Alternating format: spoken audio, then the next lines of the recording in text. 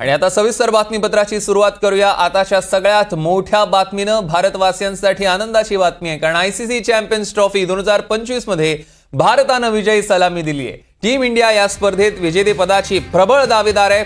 दुबईत झालेल्या मॅच मध्ये भारतानं बांगलादेशचा 6 विकेट्सनं पराभव केलाय आणि आता टीम इंडियाची पुढील लढत पाकिस्तान विरुद्ध होणार आहे। शुभमन गिल आणि मोहम्मद शमी भारताच्या विजयाचे शिल्पकार ठरलेले आहेत। बांगलादेशने दिलेल्या 229 रन्सचा पाठलाग करताना रोहित शर्मा आणि शुभमन गिल यांनी चांगली सुरुवात केली। रोहितला चांगल्या सुरुवातीनंतर मोठी खेळी करता आली नाही, तो 41 रन्स काढून आउट झाला आणि अनुभवी विराट कोहलीने 22 रन्स केले।